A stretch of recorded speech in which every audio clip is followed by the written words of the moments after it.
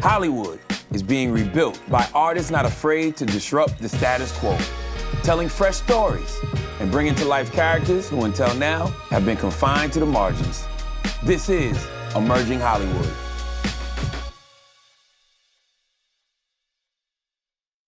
Peace to the planet. I go by the name of Charlamagne the God, and the man I'm with today needs no introduction. He's a New York Times bestselling author, host of The Daily Show, my man Trevor Noah.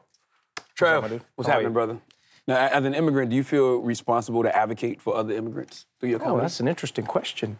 Americans use the term immigrant so broadly and it's interchangeable. When people say immigrants in America, a lot of the time what they're talking about is a person who comes here from Mexico, you know? People don't think of Chris Hemsworth as an immigrant. So when people say immigrants in America, I've noticed that the terminology specifically refers to a certain type of person who many people perceive having a certain backstory and journey and purpose in America.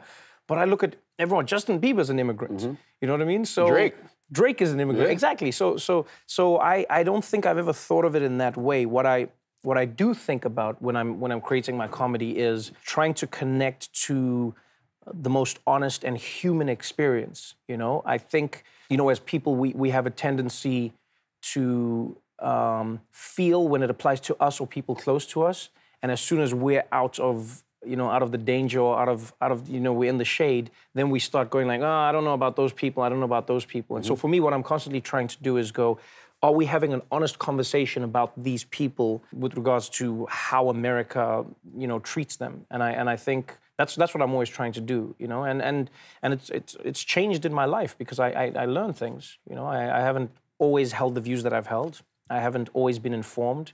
And I think that's what being informed is about, is like learning and unlearning, which is even harder to do. Yeah, I feel like I'm doing more unlearning as I get older. You know what I'm saying? Which is a good thing, because most people do it the other way around. Yeah, they hold on to just their beliefs that they've had their whole life. Most people are just like, I'm tired. Yeah. I'm tired of learning new shit. I'm done. But what was the influence of media in your childhood? Like, how did that shape your perspective? I think it depends on what media. American media played a big role in defining how I saw the world. I watched American sitcoms growing up. And what was weird in South Africa was we had all of the shows coalesced. So I didn't know that they were from different networks or they appealed to different groups. So for me, Sister Sister was the same as, Murder, She Wrote. Like, they were all in the same vein. Yeah, like, it was in the same space. You get what I'm saying? Yeah. I wasn't like, oh, this is for a certain type of viewer and that's for a certain type of viewer. Oh, guys, it was all American to you. It was just like, American, It was just American TV. Like, when I used to watch American TV, I genuinely thought, like, the population in America was, like, 50% black, 50% white, because of how we had the shows. Gotcha. I was just like, yeah, it's just, this is how this world is. The black people have houses where they go upstairs. It's like, man, they're balling in America. Good times. Oh, you never saw Good Times.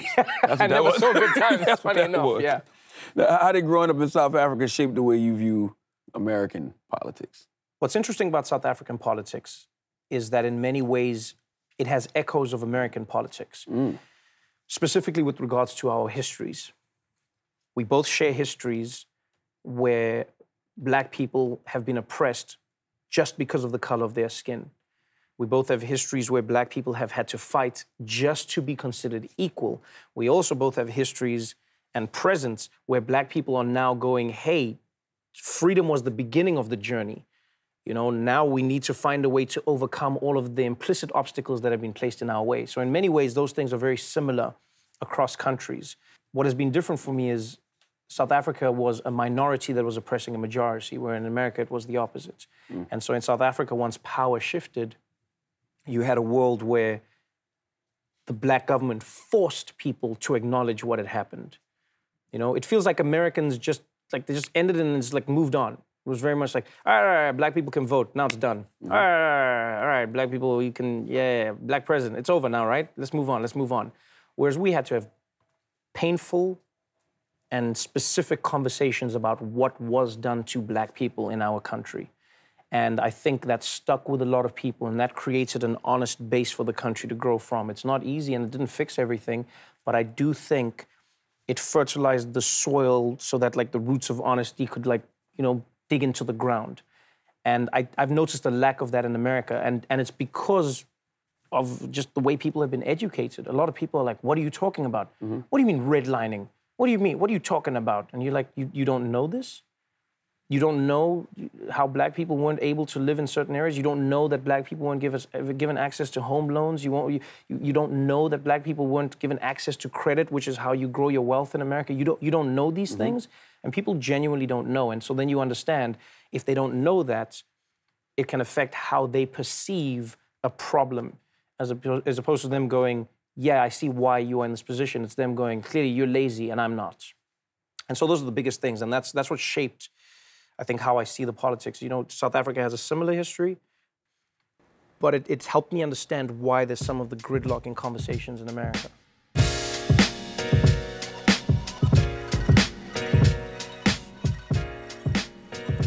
So you understand the whole conversation about reparations now, because it's really just the acknowledgement that America did something wrong. Right, yeah. And I think that's the interesting thing is just framing. You know, you look at Germany.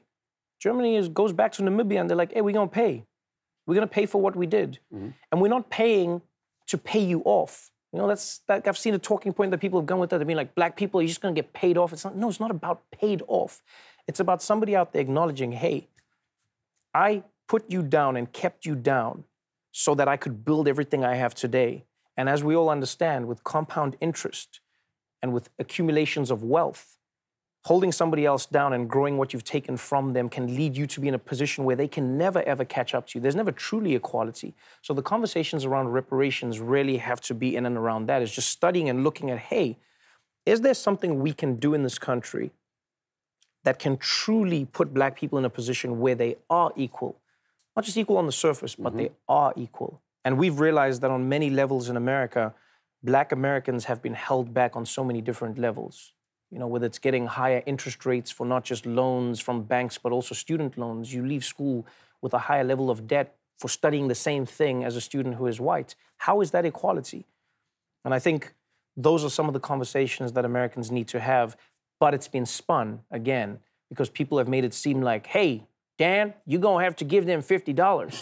Hey, Petey, you're gonna pay $100. And that's not what it's gonna be. Yeah. But I think people have managed to successfully distill it into this simple talking point, you know, that makes it feel like it's an us versus them conversation, when in fact it's not. No, it's simple. America systemically did something to put black people in a bad position, now systemically do something to put them in a good position. It's as simple as that. I always ask people, why wouldn't you want that as well? I always go like, why wouldn't you want that? Why wouldn't you want to see black communities raised up? Why wouldn't you want to? I don't understand why you wouldn't want to see that. And America has a history of doing that. That's another thing for me. America has a history of helping people. You know, America has a history of going, hey, farmers, we're going to give you subsidies. We're going to help the corn industry. Hey, you know what? All you guys who fought in the war, you come back, we're going to help you. They didn't help the black soldiers as much, but what they did was they said, if you are a white person who has fought for this country, we're going to help you. We're going to help you buy a house. We're going to help you go to school. And for a long time, that wasn't frowned upon in America. It wasn't seen as a handout. It was seen as a boost. It was a normal thing. But now it feels like once that boost is going towards a certain group of people, now there's resistance to that idea. This is not a country of handouts. This is where you work hard. It's like, yes, we all work hard. But it helps when somebody doesn't block the path that you're trying to work hard towards. So what's their answer when you ask them that, though? When you say, hey, why wouldn't you want that? Do they pull out their Klan hoodie and this is why I don't want it? Like, no, I genuinely think it's framing. I've learned most of American politics is hampered by political branding. It's brilliant, and it's how most of the conversations are distilled in this country. A classic example, and a simple one, is Obamacare versus the Affordable Care Act. They asked Americans, do you support Obamacare? No. The numbers were dismal. They said, do you support the Affordable Care Act? The numbers would double. Same thing, different name. Why? Because the one sounds like black medicine. That's why. Now, what's the role of comedy in politics? Well, that's an interesting question. What is the role of comedy in politics? Especially right now. I've lived in a country where for many years, comedy wasn't legal if it was speaking about what was going on in the country. There's still African countries where you can't just tell whatever joke you want to. So I think for me, the most important aspect of comedy personally is knowing that you still have, you know, the freedom of speech to say what you want to say about what's going on in the world. In terms of its importance, I think it changes from person to person.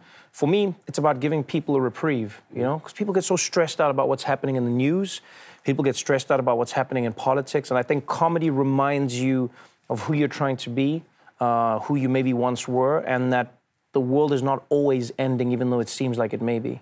Well, isn't it the most effective way to inform people about politics? Like people who may not be informed about politics any other time, they get it from the late night shows, seem like. Well, I don't think it's the most effective way. I think it has become one of the more effective ways in America because of how bad your news is. Do you know what I mean? Yeah, so it's so much fear mongering. Yeah, they want something lighter. But what is news in America? It's opinion panels. It's boxes of people shouting at each other. It's people sitting on a couch spewing opinions. Whereas when you look at news, especially around the world, like in South Africa, what I grew up with, people in Britain, etc., the news is a very boring institution, but very informative.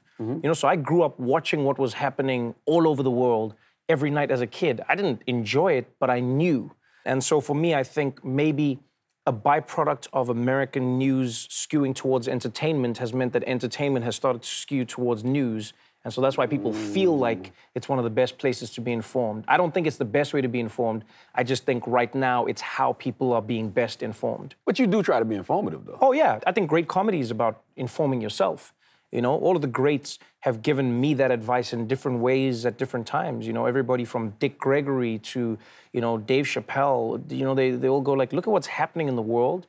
Just tell the truth. And then the jokes are going to come from that. So as a person, I try and make The Daily Show what I'm talking about to my friends, to my writers, to my people. It's not like I leave the building and all of a sudden, I'm thinking of other things. It's everything that's going on in my world, and I try and condense it into that 30-minute show. So what is the most effective way to be informed nowadays? Because there's so much different news coming at you every second of the day. I'll be honest with you, I question everything now. Yeah. I question everything and I read everything everywhere. So I will read 5 different newspapers. I'll try and get 5 different versions of the story. I try and dig into a thing over and over and over again, because I've come to realize that as much as we like to believe that there's such a thing as objectivity, everyone has some sort of bias. Yeah, I guess that's the problem with having so many opinion-based sources, right? Right, yeah, that's the thing. Because everybody's got some bias. But there is no, when it comes to politics, you realize there's no definitive truth per se, right? There are certain facts, there are scientific facts, but when it comes to everything else, everyone can argue chicken or the egg in any argument. So you have to figure out what you base your opinions on, and which economists you trust, which think tanks you trust, et cetera, et cetera. And that's why I have a big team that works here with fact checkers, with writers, with everyone who can come together and say, okay, we agree on this being the most concrete version of the truth that we're going to go out with. Do you get the final say in that? Yeah, you have to have the final say. At some point, I got to put my neck on the line and be like, yeah, this is what I want to do. Because again, if I leave the building, it's me. I can't say to you guys tomorrow, if you go, Trevor, why did you say that? Well, actually, Charlamagne, my writer wrote this. No. That's why every single joke that comes out, I either write it with the writers or I approve the joke. I go, that was funny, I'm going to say that.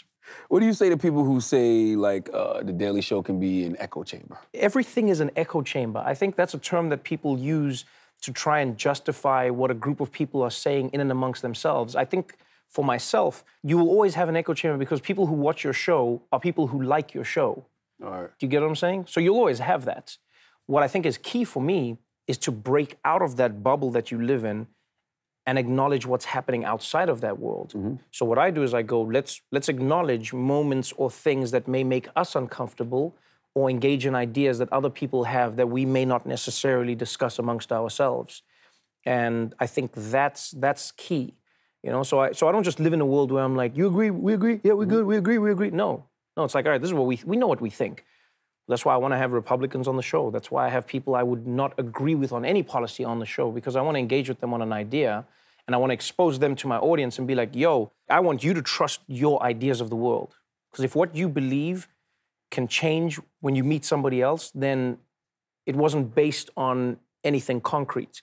Your belief should be strong enough that they can stand up to the ideas of somebody else. Yeah, have any of them ever changed your mind? When's the last time that's happened? I don't know if anyone has changed my mind, but I do know people have given me a different perspective on how to see something, So whether it's Chris Christie or, whether it was Rand Paul or whether it was... There's always something I garner from another human being.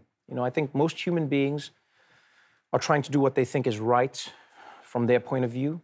There are obviously people in the world who I think are just evil. There are some human beings who are just like, no, I'm trying to destroy things. But I think most human beings in the world are going, no, I'm right and I'm trying to do what's right. Yeah. So I try and garner even a glimpse of their world from them that helps me understand how to formulate a different argument or see them more as a human being and try to engage with them and get to the same place. Is there any good way to see this current administration? Has any of them ever said something to you that says, oh, I can see why you support the president? Is there any good way to see this administration? Yeah. I don't know if there's a good way to see this administration, but one thing I'll say about Donald Trump that I've repeatedly said is one thing that people take for granted with Donald Trump is that he is brilliant at acknowledging problems. Really? He is fantastic at acknowledging problems. His solutions are trash. He's fantastic, though. He doesn't hide that there is a problem. You know, so he will say, for instance, like no one liked it when he went and said, hey, guys, in Belgium and in France, they've got something bubbling up there. He was like, look, man, I've noticed that there is conflict between the immigrant community in these places, and that's going to bubble. And people were like, Trump is you're just talking trash. And then all of a sudden you saw immigrants that were involved in attacks and people were like, oh, we didn't know this. And people were like, yeah, this is a big thing in a community. How did we not know? And I think it's because a lot of the time we choose to ignore things. His solutions are trash, though, because he'll say the same thing in America. He'll go, we have a problem with immigration. Build a wall. Yeah. Come on, man, that's not a solution. You know, what are you going to do about the Middle East? We're just going to bomb the shit out of it. These are not solutions. But I think what he's good at doing is identifying problems. And I think if you understand the problem that he's identifying, you can figure out another solution and then speak to those same people. And I think some politicians have latched onto that now. They've started realizing, oh, the reason Trump connects with people is because he speaks to something that they see as real, but maybe we could give them another solution.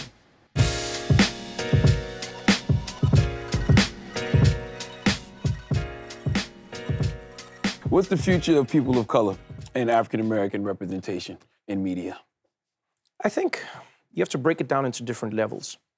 When looking at Black people being represented on screen, Black Americans represented on screen, Black people represented on screen, you have to break it down into what's happening behind the camera, what's happening in front of the camera, what's happening in the boardrooms that control the world of cameras. Because those are all the pieces that define the world that we live in.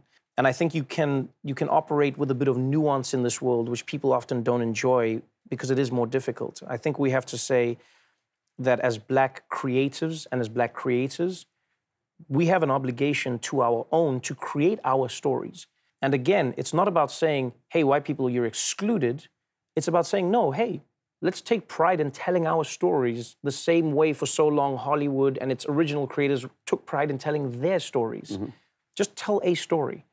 The other part of it, though, has to acknowledge that there is a gate and there are gatekeepers.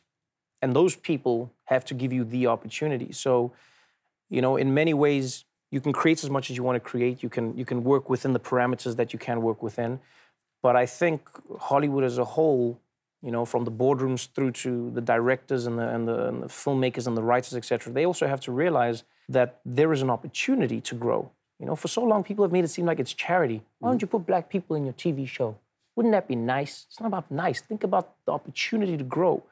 There's a saturation point. At some point, people have seen every white story. Every single white story out there. Every white story. They've seen it. And then a movie like Black Panther comes and people are like, there's something different about this movie. I can't put my finger on it, but there's something different about it.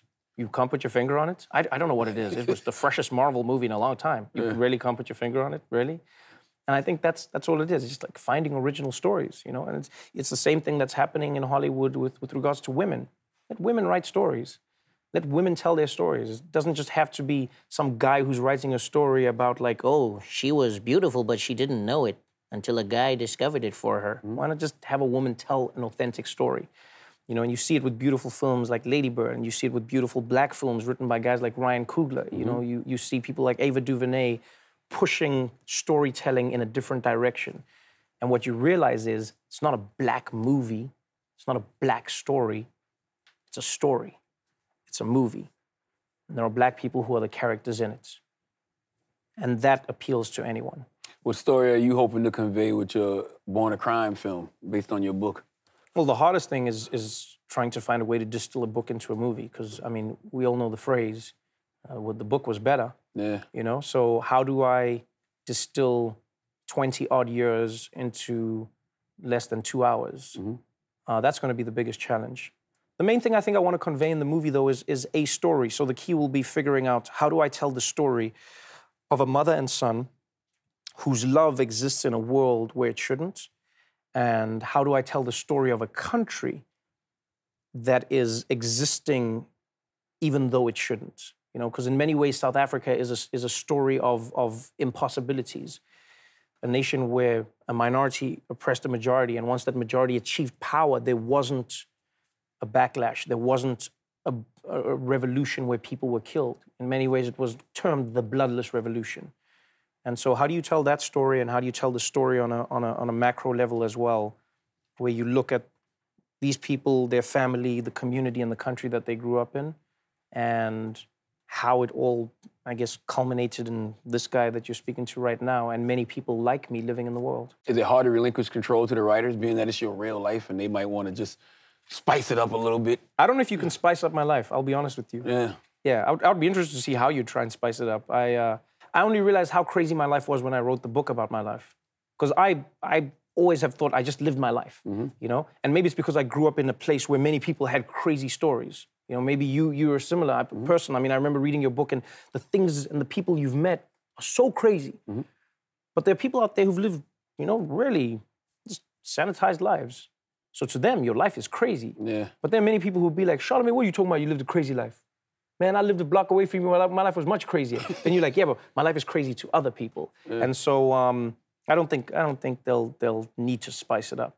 And luckily, I'll be working with them, not against them. So I'm excited. Word. Trev, thanks for sitting with me, my brother. Thank you, my dude. Thank you very much for your time.